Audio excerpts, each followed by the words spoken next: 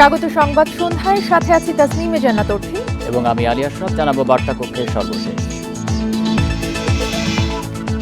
2 দিনের সফরে নয়াদিল্লিতে প্রধানমন্ত্রী শেখ হাসিনা। হায়দ্রাবাদ হাউসে নরেন্দ্র মোদীর সঙ্গে বৈঠক কাল।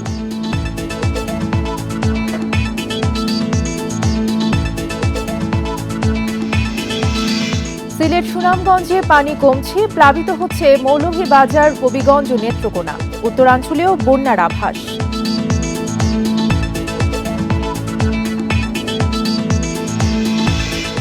সুইস ব্যাংকে বাংলাদেশিদের আমানত কমেছে। পাচারের ধরন ও গন্তব্য পরিবর্তনই কারণ বলছেন বিশেষজ্ঞরা।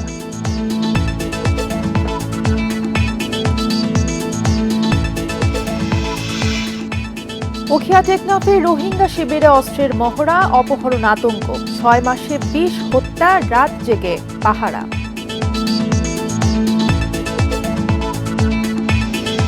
শিরোনাম শুনছিলেন, এবারে পুরো খবর।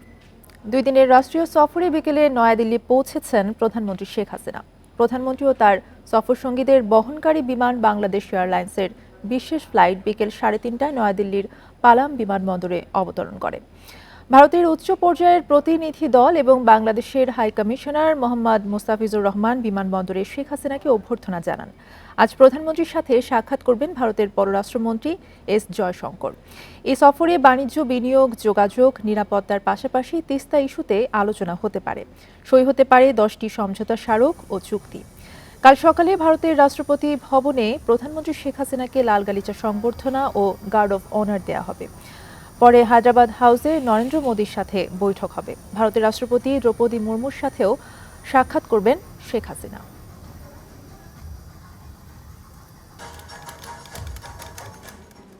গুজব ছড়িয়ে আওয়ামী লীগকে দুর্নীতিবাজ দল হিসেবে প্রতিষ্ঠার চেষ্টা হচ্ছে বলে মন্তব্য করেছেন আওয়ামী লীগের সাধারণ সম্পাদক ওবায়দুল কাদের। 75তম প্রতিষ্ঠা বার্ষিকী উপলক্ষে রাজধানীতে বর্ণাঢ্য শোভাযাত্রা শুরুর আগে সংক্ষিপ্ত সমাবেশে এই মন্তব্য করেন ওবায়দুল কাদের। আওয়ামী লীগকে হটানোর জন্য এসব করা হচ্ছে উল্লেখ করে কাদের আরও বলেন, শেখ হাসিনার নেতৃত্বে জনগণকে সঙ্গে নিয়ে দল আরও এগিয়ে যাবে। শোভাযাত্রা বিকেলে রমনার ইঞ্জিনিয়ার্স ইনস্টিটিউট থেকে শুরু হয়ে ধানমন্ডির 32 নম্বরে গিয়ে শেষ হয়। এর আগে শোভাযাত্রায় যোগ দিতে দুপুর থেকেই শহরের নানা প্রান্ত থেকে জড়ো হন হাজারো নেতাকর্মী। তাদের হাতে ছিল জাতীয় পতাকা, ব্যানার এবং প্ল্যাকার্ড। এ সময় মিছিলে স্লোগানে মুখরিত হয়ে ওঠে চারপাশ। ঐতিহ্যবাহী দলটির 7.5 দশকের দীর্ঘ যাত্রাকে স্মরণীয় করতে উৎসবমুখর হয়ে ওঠে শোভাযাত্রার কর্মসূচি। ঢাক ঢোল বাজিয়ে করা হয় আনন্দ উদযাপন। তারা আজকে গুজব ছড়িয়ে আমাদেরকে দুর্নীতিবাজ দল বিএনপি আজকে আমাদেরকে দুর্নীতিবাজ বানাবো চক্রান্ত করছে। হীরক জয়ন্তী উপলক্ষে রোববার সোহরাওয়ার্দী উদ্যানে সমাবেশ করবে আওয়ামী লীগ। ভাষণ দেবেন দলের সভাপতি ও প্রধানমন্ত্রী শেখ হাসিনা। শোভাযাত্রা, বৃক্ষরোপণ সহ 10 রকম কর্মসূচি নেওয়া হয়েছে, যা দেশ জুড়ে চলবে সারা বছর ধরে। প্রতিষ্ঠা বার্ষিকীর এবারের লক্ষ্য ডিজিটাল বাংলাদেশ থেকে স্মার্ট বাংলাদেশের পথে এগিয়ে নেওয়া। 1949 সালের 23শে জুন পুরান ঢাকার রোজ গার্ডেন থেকে আওয়ামী লীগের যাত্রা শুরু। বাঙালির অধিকার আদায়ে সব গণতান্ত্রিক আন্দোলনে নেতৃত্ব দিয়েছে দলটি। 1966 সালে আওয়ামী লীগের সভাপতির দায়িত্ব নেন বঙ্গবন্ধু শেখ মুজিবুর রহমান। আমাদের মুক্তির সংগ্রাম, তাঁর ডাকেই মুক্তিযুদ্ধে ঝাঁপিয়ে পড়ে বাঙালি। স্বাধীন হয় বাংলাদেশ। 75-এ জাতির পিতাকে হত্যার পর সংকটে পড়ে আওয়ামী লীগ। এরপর 1981 সালে হাল ধরেন বঙ্গবন্ধু কন্যা শেখ হাসিনা। জীবন বাজি রেখে এগিয়ে নিচ্ছেন দল ও দেশকে।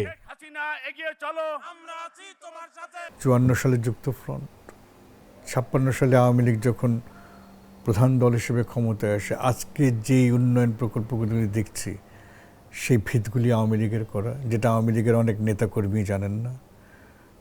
গণ আন্দোলন, স্বাধীনতা আন্দোলন, সংবিধান, সব কিছু তো আওয়ামী লীগের করা। এমনকি গত 12 বছরে যে দেশের যে স্থিতিশীলতা, সেটিও তো আওয়ামী লীগ নেতা শেখ হাসিনার কারণে। এবং আজকে যে বাংলাদেশ একটা মর্যাদায় পরিণত হয়েছে, সেটা তো আওয়ামী লীগের কারণে। দেশের সবচেয়ে পুরনো এই দলের ৭৫ বছর পূর্ণ হচ্ছে। হীরক জয়ন্তী উপলক্ষে জাঁকজমকপূর্ণ আয়োজন করছে দলটি। থাকছে কেন্দ্র থেকে তৃণমূল পর্যন্ত ৩ দিনের অনুষ্ঠান। বছর জুড়ে চলবে সভা সেমিনার। ২৩শে জুন সোহরাওয়ার্দী উদ্যানে করবে জনসভা। আমন্ত্রণ জানানো হবে বিএনপি সহ সব রাজনৈতিক দলকে। ইতিহাস, ঐতিহ্য, গৌরবোজ্জ্বল অধ্যায়গুলোকে বিভিন্নভাবে তুলে ধরা, এগুলো কাজ বছরব্যাপী চলবে। আগামীর বাংলাদেশকে বিশ্ব সভায় কিভাবে আমরা দাঁড় করতে চাই সেই পরিকল্পনাও কিন্তু আমাদের আছে। সে বিষয়গুলো আমরা দেশবাসীর কাছে আমরা তুলে ধরব। মানুষকে জানা দিতে যাচ্ছি আওয়ামী লীগের বয়স হচ্ছে ৭৫ বছর। এই বয়সে আওয়ামী লীগ ইতিহাসের কত ইতিহাস তৈরি করেছে। এই বাংলাদেশে মুসলিম লীগ ছিল, পাকিস্তানে মুসলিম লীগ ছিল, মুসলিম লীগ বিলীন হয়ে গেছে। বাট আওয়ামী লীগ দিনে দিনে শক্তিশালী হয়, আওয়ামী লীগ প্রতিদিন শক্তিশালী হয়। সম্মাননা জানানো হবে প্রবীণ নেতাদের। বর্ণাঢ্য আয়োজনের মধ্যে থাকছে বৃক্ষরোপণ কর্মসূচি, শিশু কিশোরদের চিত্রাঙ্কন প্রতিযোগিতা। অনিমেষ কর, ইন্ডিপেন্ডেন্ট নিউজ, ঢাকা। সিলেট সুনামগঞ্জের বন্যার উন্নতি হলেও স্বল্পমেয়াদী বন্যার কবলে পড়তে যাচ্ছে উত্তরের ৩ জেলা লালমনিরহাট, নীলফামারী ও কুড়িগ্রাম। আবহাওয়া অফিস ও বন্যা পূর্বাভাস কেন্দ্র বলছে, উত্তরাঞ্চলে আগামী ৭২ ঘন্টা ভারী বৃষ্টির শঙ্কা আছে। এতে তিস্তা, ধরলা ও দুধকুবা নদীর পানি বাড়বে। কিছুটা উন্নতি হচ্ছে সিলেট সুনামগঞ্জের বন্যার পরিস্থিতি। গত ২৪ ঘন্টায় সিলেটে বৃষ্টি হয়েছে মাত্র ২০ মিলিমিটার। আগামী ২৪ ঘন্টায়ও ভারী বৃষ্টির সুযোগ দেখছে না আবহাওয়া অধিদপ্তর। এতে ৭২ ঘন্টার মধ্যে বন্যার পানি নেমে যাবে বলে আশাবাদী তারা। গত ২৪ ঘন্টা সিলেটে ওই রকম ভারী বর্ষণ হয়নি, খুবই সামান্য বৃষ্টি হয়েছে এবং আজকেও ওই রকম উল্লেখযোগ্য বৃষ্টি হবে না আশা করি সিলেটের আশেপাশে ঢাকায়। আর কোনো বন্যার আশঙ্কা এই মুহূর্তে আমরা দেখছি না। আমরা যেটা আজকের আপডেট সেটা হিসাবে আমরা দেখছি না। আর বন্যার পানি অলরেডি আসলে নামা শুরু করেছে। এটা হয়তো আগামী ৪৮ ঘন্টার মধ্যে অথবা ৭২ ঘন্টার মধ্যে নর্মালাইজ হয়ে যাবে। তবে বিপদ বাড়তে পারে উত্তরের ৩ জেলায়। আগামী ৩ দিন ভারী বৃষ্টির শঙ্কার কথা জানিয়েছে আবহাওয়া অধিদপ্তর। এতে ৩ থেকে ৫ দিনের জন্য বন্যার কবলে পড়তে পারে লালমনিরহাট, নীলফামারী ও কুড়িগ্রাম। রংপুর, দিনাজপুরের উত্তর অঞ্চলে বিশেষ করে আপনার ইন্ডিয়ান ওইসব জায়গাতে বৃষ্টির সম্ভাবনা এটা কন্টিনিউ করবে আগামী আরও ৩-৪ দিন। সেক্ষেত্রে ওই বৃষ্টিটা আপনাকে হয়তো ফ্লাডের ক্ষেত্রে একটা কন্ট্রিবিউশন হতে পারে। উজানে মাঝারি থেকে ভারী বৃষ্টিপাত রয়েছে আগামী ৭২ ঘন্টায়। তো এই কারণে আপনার কুড়িগ্রাম, লালমনিরহাট ও নীলফামারী জেলায় আগামী ৭২ ঘন্টায় একটা স্বল্পমেয়াদী বন্যা পরিস্থিতির সৃষ্টি হতে পারে। আর রংপুরের যে কাউনিয়া পয়েন্টে আমাদের বিপদসীমার উপর রয়েছে পানি, রংপুর জেলার যে বন্যা পরিস্থিতিটা কতিপয় নিম্ন অঞ্চলে সামান্য কিছুটা অবনতি হতে পারে। এদিকে ব্রহ্মপুত্র ও যমুনার পানিও বাড়ছে। আগামী ৭২ ঘন্টার মধ্যে কয়েকটি পয়েন্টে বিপদসীমা অতিক্রম করতে পারে বলে সতর্ক করেছে বন্যা পূর্বাভাস কেন্দ্র। বন ইবনে কামাল, ইন্ডিপেন্ডেন্ট নিউজ, ঢাকা। সিলেট সুনামগঞ্জের পানি নামছে, তবে বাড়ছে মৌলভীবাজার, হবিগঞ্জ ও নেত্রকোনায়। ৩ জেলায় প্লাবিত হচ্ছে নতুন নতুন এলাকা। কুড়িগ্রামে ভাঙন তীব্র হওয়ায় আতঙ্কে স্থানীয়রা। এদিকে ৩ দিন আগে তিস্তায় নৌকাডুবির ঘটনায় এখনও নিখোঁজ ৬ জন।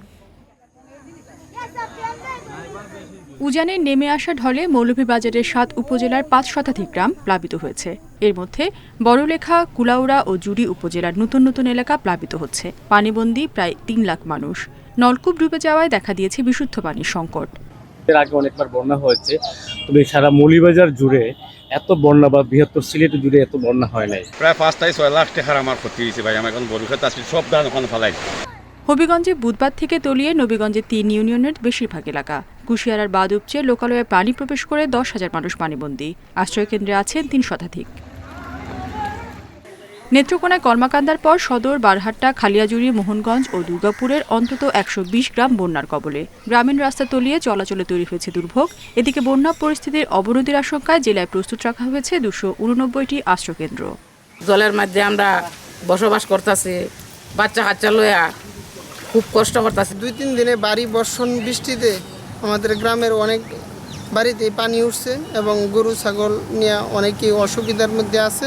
কুড়িগ্রামে তিস্তা ও ধরলার পানি বাড়তে থাকায় নতুন নতুন এলাকায় পানি প্রবেশ করছে। এখন পর্যন্ত পানিবন্দী ১০,০০০-এর বেশি মানুষ। এদিকে বৃহস্পতিবারও নদী ভাঙনে ৪ উপজেলার শতাধিক পরিবার গৃহহীন হয়েছে। বৃষ্টিতে নদীর পানিতে আটকে যায়, আসতে পারি না, চলাফেরা হয়, ওখান থেকে এখানে আসছে, এখানেও পানি। তবে নীলফামারী, রংপুর ও গাইবান্ধার বেশিরভাগ এলাকা থেকেই নেমে গেছে বন্যার পানি। রেশমি নন্দী, ইন্ডিপেন্ডেন্ট নিউজ। কক্সবাজার সদরে পাহাড় ধসে স্বামী স্ত্রীর মৃত্যু হয়েছে। মধ্যরাতে বাদশাখোনা এলাকায় এই দুর্ঘটনা ঘটে। স্থানীয়রা জানান, রাত ৩টার দিকে প্রবল বৃষ্টিপাতের ফলে পাহাড় ধসের ঘটনা ঘটে। এদিকে নিহতের পরিবারে চলছে শোকের মাতম। নির্বাক অপলক চোখে তাকিয়ে আছেন মমতাজ বেগম। একমাত্র ছেলে আনোয়ার হোসেন ও পুত্রবধূ মাইমুনা আক্তারকে হারিয়ে কি করবেন বুঝে উঠতে পারছেন না তিনি। ঘরে তার 5 কন্যা। নিহত পুত্রবধূ ছিলেন প্রথমবারের মতো 7 মাসের অন্তঃসত্ত্বা। ভারী বৃষ্টিপাতের রাতে ছেলেকে সতর্ক করেছিলেন মা। তিনি ছিলেন স্থানীয় ওমর ফারুক জামে মসজিদের মুয়াজ্জিন। যখন বেশি বৃষ্টি শুরু হলো, আমরা সবাই জেগে উঠেছি। ছেলেটার দরজাতেও ধাক্কা দিয়েছিলাম, কিন্তু ওঠেনি। এর মধ্যে ধস নামলো। রাত তখন 3টা। হঠাৎ প্রতিবেশীদের কাছে খবর আসে পাহাড় ধসে মাটি চাপা পড়েছেন ছেলে আনোয়ার ও তার স্ত্রী। তুমুল বৃষ্টির মধ্যেও ছুটে যান প্রতিবেশীরা। মাটির নিচ থেকে উদ্ধার কাজে লেগে পড়েন।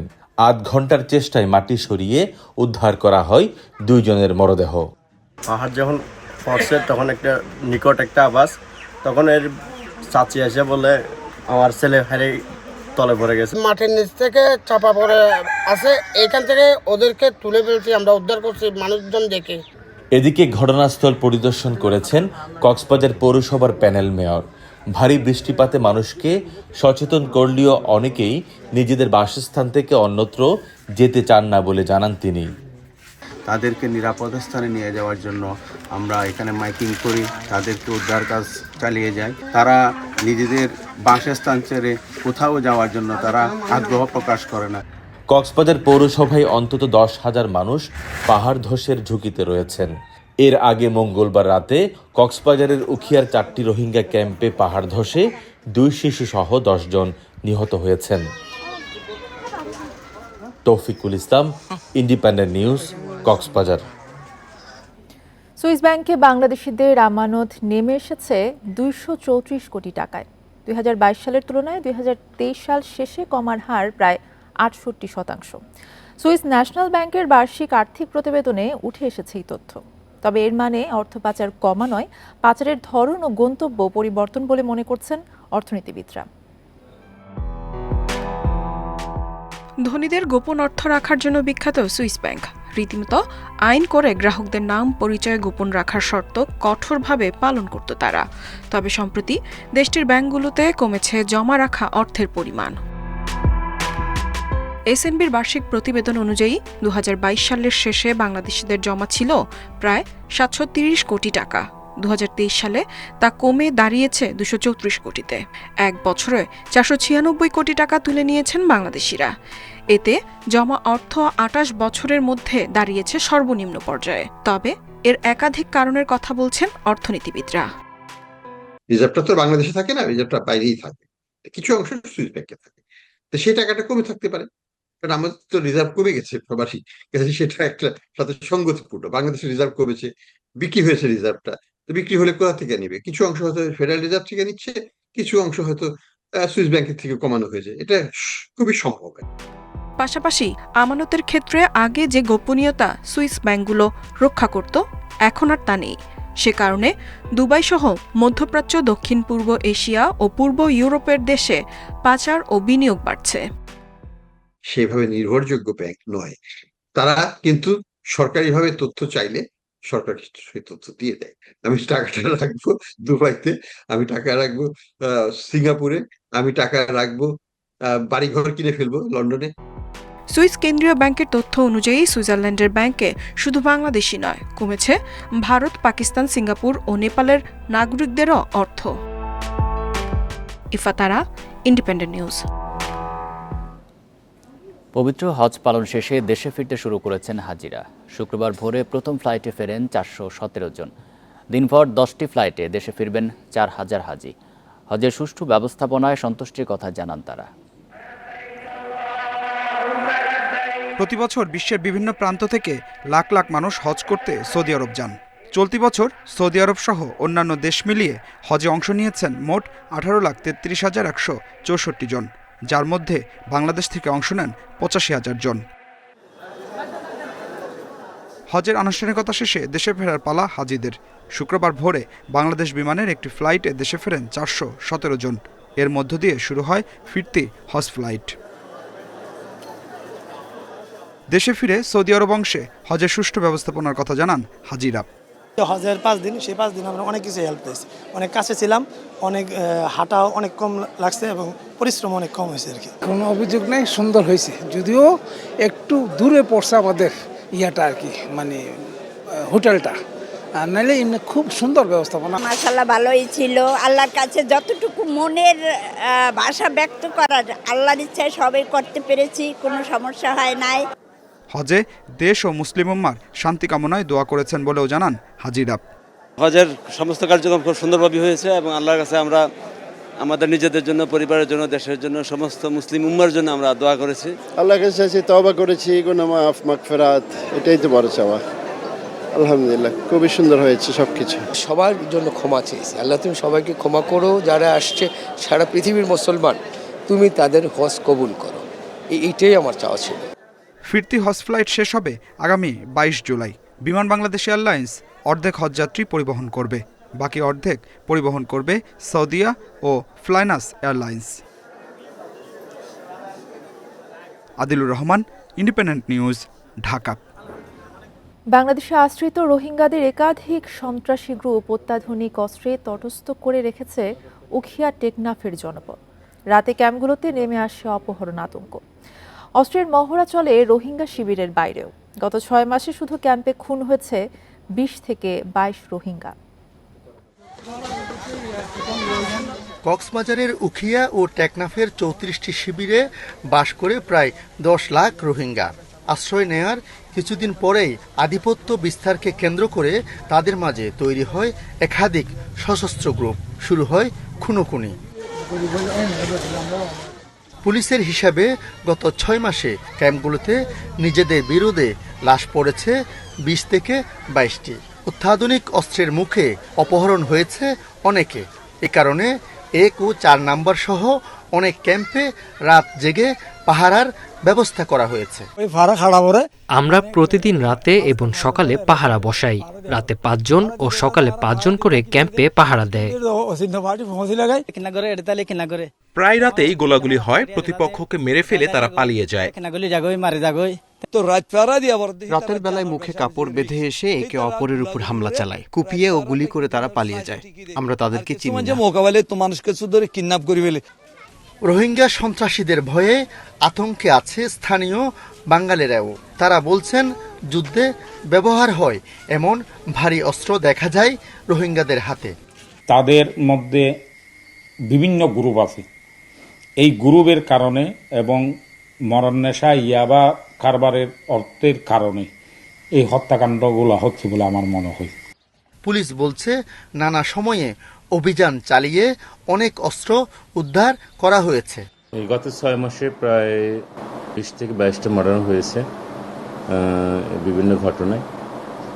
সেগুলো থানায় মামলা হয়েছে এবং আসামি অনেককে ধরা হয়েছে। আমরা আইনগত ব্যবস্থা সেখানে নিয়েছি, মামলাগুলো তদন্তাধীন আছে। আইন শৃঙ্খলা নিয়ন্ত্রণে আরও অভিযান চালানো হবে বলে জানিয়েছে পুলিশ। আলমগীর সবুজ, ইন্ডিপেন্ডেন্ট নিউজ, কক্সবাজার। জামালপুরের দেওয়ানগঞ্জ উপজেলা নির্বাহী কর্মকর্তার নির্দেশে এক পল্লী বিদ্যুৎ কর্মচারীকে খুঁটির সঙ্গে বেঁধে রাখার অভিযোগ উঠেছে। এই ঘটনায় ইউনো শেখ জাহিদ হাসান প্রিন্সের প্রত্যাহারের দাবিতে অবস্থান কর্মসূচি পালন করেছে পল্লী বিদ্যুতের কর্মচারীরা। সকালে পল্লী বিদ্যুৎ সমিতির চত্বরে এই অবস্থান কর্মসূচি পালন করা হয়। এ সময় বক্তারা অভিযোগ করেন উপজেলা পরিষদের কোয়ার্টারের বিল 25 মাস বকেয়া থাকার সংযোগ বিচ্ছিন্ন করতে যায় পল্লী বিদ্যুতের কর্মচারীরা। এ সময় ইউনোর নির্দেশে পল্লী বিদ্যুৎ সমিতির কর্মচারী ইকবাল হোসেনকে খুঁটির সাথে বেঁধে রাখে আনসার সদস্যরা। পরে বিষয়টি জানাজানি হলে ইকবাল হোসেনকে ছেড়ে দেয় তারা। এই ঘটনায় ইউনোকে প্রত্যাহার এবং বিভাগীয় তদন্তের দাবি জানান পল্লী বিদ্যুৎ সমিতির কর্মচারীরা। এই ছিল সংবাদ সন্ধ্যায়। ইন্ডিপেন্ডেন্ট টেলিভিশনের সব খবর জানতে চোখ রাখুন ফেসবুক, ইউটিউব এবং নেক্সট।